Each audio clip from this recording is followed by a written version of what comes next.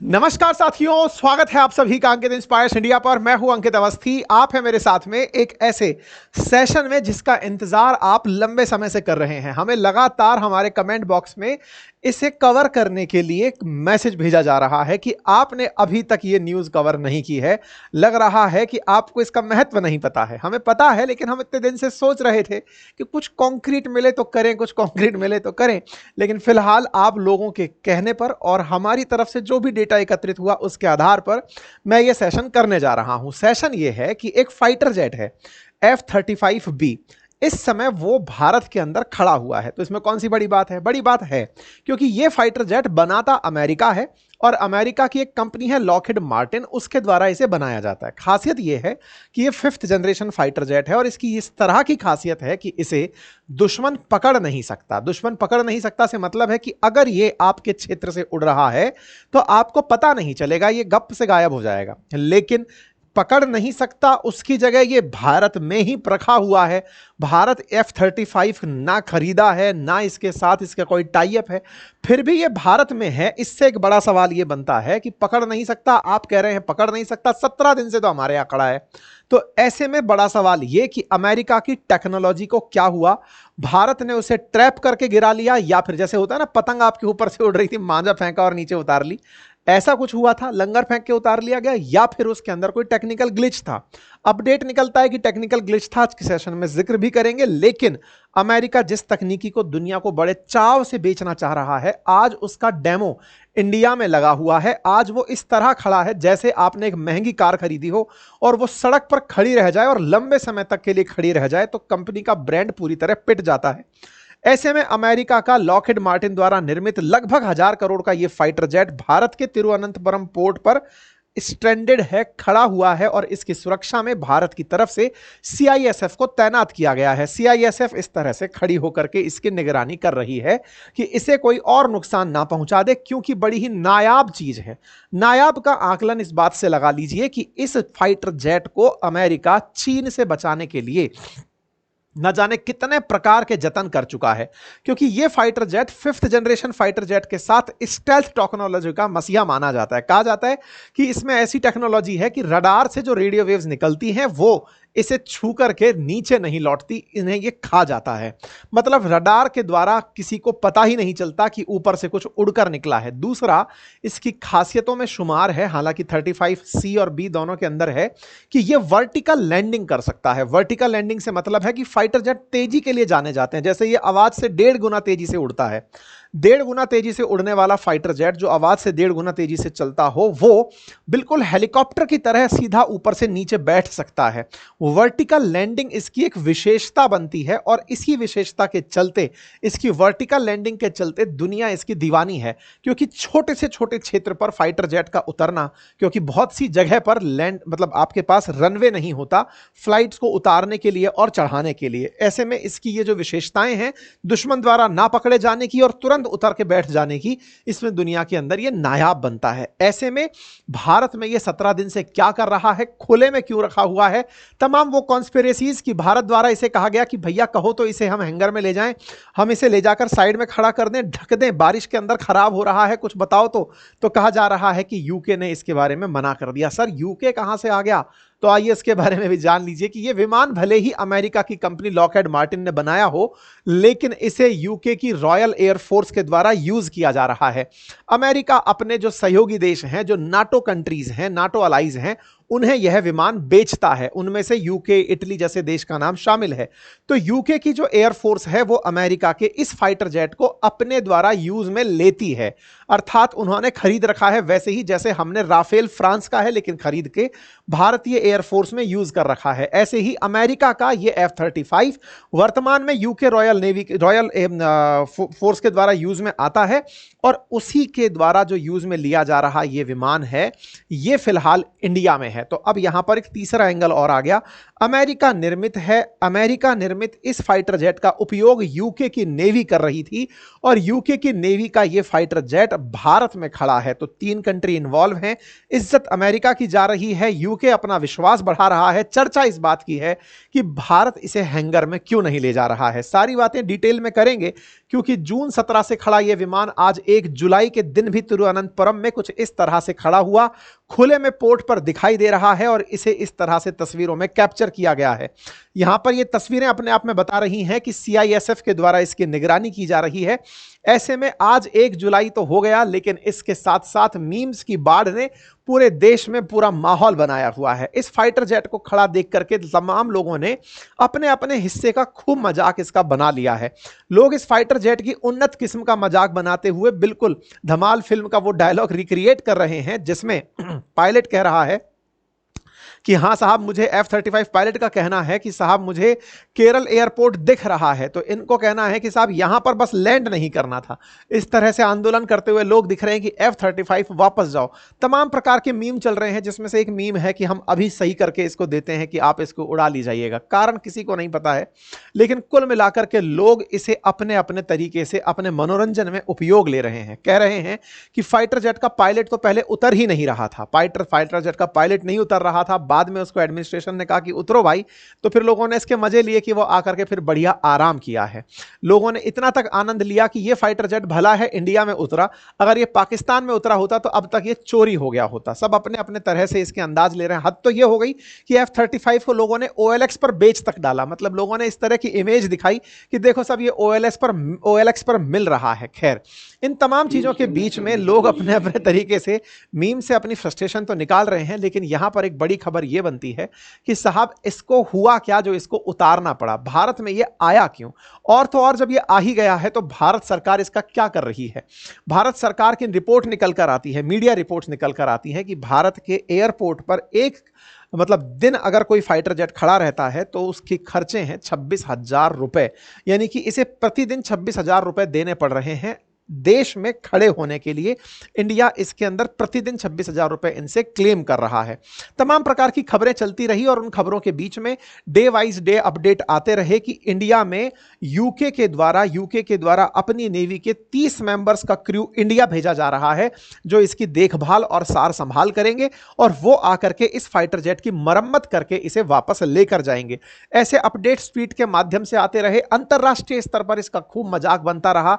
लोग चाइना की तरफ से लोग मजाक बनाते रहे कि देखा चाइना, देखा अमेरिका वालों, तुम्हारा फाइटर जेट ऐसा खराब हुआ कि ये उड़ भी नहीं पाया। लेकिन इसी बीच में तमाम प्रकार की कॉन्स्पिरेसीज चलने लगी। लोगों ने अपने अपने तरह से दिमाग लगाने शुरू कर दिए। सबसे पहला दिमाग तो यही था कि इंडिया के ऊपर आया ही क्यों था ये फाइटर जेट, आना ही नहीं चाहिए था भाई। एयरपोर्ट तो हमारा तब दिखा होगा जब ये इंडिया के ऊपर आया होगा। इंडिया के ऊपर ये यूके का एयरक्राफ्ट कर क्या रहा था? तो पहले हम इसी का जवाब दे देते हैं, और जवाब ये है कि असल मायने में ये जो फाइटर जेट है, ये अरेबियन सी के अंदर इनका एक जहाज पानी का चल रहा है, उस पर खड़ा था। रॉयल नेवी का ही एक जहाज है जो कि इस समय पर अरेबियन सी के अंदर तैर रहा है। उस एयरक्राफ्ट कैरियर के ऊपर यह नेवी का फाइटर जेट खड़ा था। यह फाइटर जेट यहां से उड़कर सिंगापुर जा रहा था। ऑपरेशन हाईमास्क नाम से एक ऑपरेशन चल रहा है नाटो अलाइज का। ऐसे में यह फाइटर जेट अरेबियन सी बोले तो इंडिया के पश्चिम में, जिससे कि हम गल्फ की तरफ जाते हैं, वहां पर यह फाइटर जेट डॉक था एक एयरक्राफ्ट कैरियर पर। वहां से उड़कर यह सिंगापुर जा रहा था। जब यह सिंगापुर जा रहा था तो रास्ते में खराब मौसम की वजह से, अब ये कोई अपडेट अभी तक आया नहीं है, खराब मौसम की वजह से या फिर कोई और तकनीकी कारण की वजह से इसके पायलट ने इमरजेंसी कोड 7700 ऑन किया, जिसका अर्थ होता है कि कोई भी अगर आसपास है तो हमें उतरने की इजाजत दे, हमारे साथ सिस्टम गड़बड़ा गए हैं। तभी इंडियन एयरफोर्स ने इसे रिकॉग्नाइज किया और अपने सेंट्रल कमांड की मदद से इसे तिरुवनंतपुरम पोर्ट, जो कि केरल पर है, अरब सागर की तरफ है, वहां पर इस पोर्ट पर इसे उतारने का प्रयास किया गया। ठीक है, लेकिन कॉन्स्पिरेसीज चलना शुरू हुई। कहा गया कि हो सकता है कि कोई जासूसी करने के लिए यह आया हो, या फिर चाइना और रूस ने इसे इलेक्ट्रॉनिक वॉरफेयर में हरा दिया हो, इसलिए यह सिस्टम गड़बड़ा गया हो। कुछ लोगों का कहना है कि मेंटेनेंस तो केवल एक बहाना है, बाकी कुछ और चीजें हैं जो ये लेकर आया होगा। ये गलत एयरपोर्ट पर उतर गया है लेकिन मैसेज सही दिया है कि हम कहीं पर भी दुनिया में उतर सकते हैं। हो सकता है इसके अंदर कुछ ऐसा छुपा हुआ माल लाया गया हो जिसके बारे में दुनिया को ना बताने का प्रयास किया जा रहा हो। तमाम प्रकार की बातें और कवायदें इसके साथ चल रही हैं। शुरू होती है ये घटना जून 14 से। जून 14 के दिन रात लगभग 9 बजे एक भारतीय जो एयरफोर्स है उसको एक मैसेज प्राप्त होता है और उसका नाम होता है स्क्वाक 7700, है ना। ये स्क्वाक ओ जो कोड है, ये असल मायने में पायलट द्वारा इशू किया गया कोड होता है। इस कोड के चलते ही इंडियन एयरफोर्स एक्टिवेट हुई थी। F-35B ये जो लाइटनिंग एयरक्राफ्ट है, ये अरब सागर के अंदर HMS प्रिंस ऑफ वेल्स नाम से रॉयल नेवी का एक एयरक्राफ्ट कैरियर है, उसके ऊपर था। वहां से ये ऑपरेशन हाई मास्ट में प्रवेश करने के लिए जा रहा था, उड़ा ही था। जब ये अरब सागर से ऊपर उड़ा तो अरब सागर में उड़ते ही पैरेलली आपके पूर्व की तरफ भारत का किनारा है अरब सागर में, तो ये वहां से उड़ते हुए जा रहा था। अचानक इसके साथ खराब वेदर सिचुएशंस या फिर कोई ना कोई लो फ्यूल जैसी स्थिति बनकर आई, जिसके चलते पायलट ने स्क्वैक 7700 करके अपना कोड ऑन कर दिया। ये मतलब एक प्रकार का ऐसी सहायता मांगने जैसा है जैसे थोड़े दिन पहले आपने अभी जो एयर इंडिया का प्लेन गिरा था तब आपने मेडे नाम सुना था कि हाँ भाई ये परेशानी है, हमें तुरंत मदद चाहिए। ऐसे ही ये भी एक परेशानी का सिग्नेचर होता है जिसे दबाया जाता है और इसमें कोई भी देश मैटर नहीं करता, जो साथ दे दे वो अच्छा। तो पायलट द्वारा इसको जैसे ही क्लिक किया गया, इंडियन एयरफोर्स मुस्तैदी से वहां खड़ी थी क्योंकि उसे आई नीड हेल्प करके एक ऑप्शन दिखाई दिया। जैसे ही यह ऑप्शन दिखाई दिया, इंडियन एयरफोर्स ने इसे आसानी से उतरने की जगह दे दी। अब आप पूछेंगे ऐसा क्यों हुआ? क्योंकि इंडिया और यूके के बीच में ऑलरेडी एक एग्रीमेंट हो रखा है और वो एग्रीमेंट ये है कि अगर कभी यूके के एयरफोर्स के जितने भी विमान हैं या फिर यूके की जो सेना है उसको भारत के साथ किसी प्रकार की सहायता चाहिए होगी तो भारत उसे कंसीडर करेगा। ऐसे ही भारत के लिए यूके के पास है कि अगर भारत को यूके की सर्विसेज लेने की कभी जरूरत हुई तो वो उन्हें कंसीडर करेगा। अब आप पूछेंगे हम यूरोप में इतना दूर थोड़ी ना युद्ध करने किसी के साथ जाएंगे। नहीं, यूके के बहुत सारे आइलैंड आज भी इंडियन ओशन में हैं। ऐसे में कभी भारतीय जहाज उस क्षेत्र से निकलकर जा रहा हो तो ऐसे में वहां पर हम उनके एयर बेसिस का उपयोग कर सकते हैं। उस तर्ज पर हम लोगों ने एक स्ट्रेटेजिक अलायंस इन लोगों के साथ किया हुआ है। ठीक है साहब। तो 14 तारीख के दिन पता चलता है कि साहब ये गड़बड़ हो गया है। इसी बीच में 14 तारीख की रात को ही 2 सदस्य रॉयल नेवी मर्लिन क्रू के हेलीकॉप्टर के थ्रू इस जेट के पास पहुंचते हैं देखने के लिए कि इसमें हुआ क्या है। बाद में पता चलता है कि इसके अंदर हाइड्रोलिक सिस्टम फेल मार गया है। एयरक्राफ्ट का हाइड्रोलिक सिस्टम फेल मार गया है, जिसके चलते ये जो वर्टिकल लिफ्ट है वो नहीं कर पा रहा है। खैर, जून 15 के दिन इस प्रकार से इसे खड़ा छोड़ दिया जाता है। इंडियन एयरफोर्स ये कंफर्म करती है कि इसकी इमरजेंसी लैंडिंग हुई है और हम इसको पूरी तरह से सपोर्ट करने वाले हैं।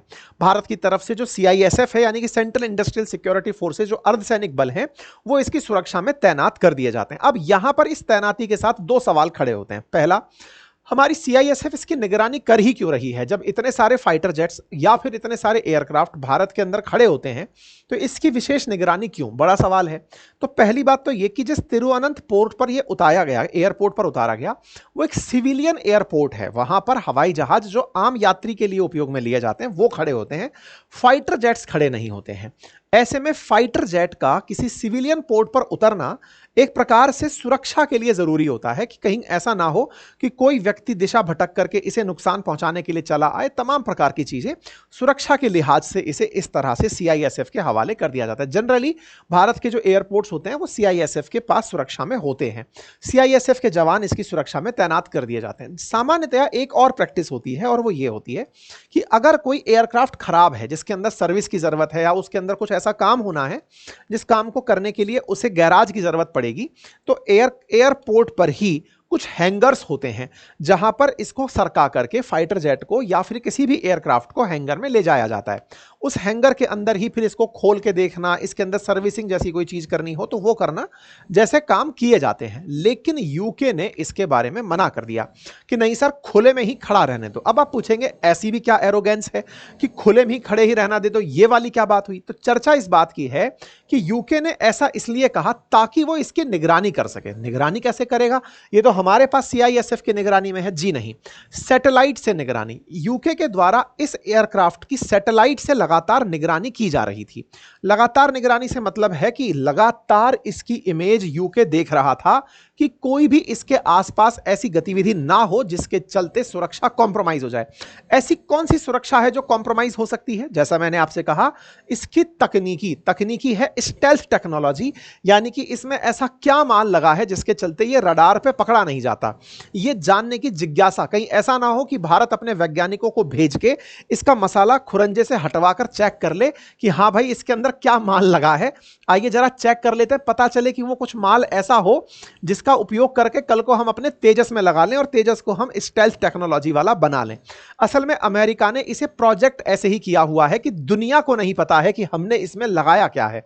दुनिया को नहीं पता है, यही अमेरिका की सबसे बड़ी जीत है। इसीलिए अमेरिका इस जहाज को ना केवल बेचता है बल्कि सर्विसिंग भी खुद ही देता है। अगर कुछ गड़बड़ हुई तो अमेरिका ही यानी कि इसके अंदर सारी की सारी जानकारियां लेकर के चलेगा। खैर एनीवे, हमारे पास इसे हैंगर में नहीं भेजा गया। हालांकि सेम डे हेलीकॉप्टर आ गया था चेक करने, पर फिर भी दिन बीतते गए, इसको कोई भी इलाज नहीं मिला, ये खुले में खड़ा रहा। भारत ने कहा कि सर पैसे लगेंगे इसके, बोले खड़ा रहने दो, हम पैसे दे देंगे। इसको बाकायदा सैटेलाइट से देखा जाता रहा, इसको मॉनिटर किया जाता रहा।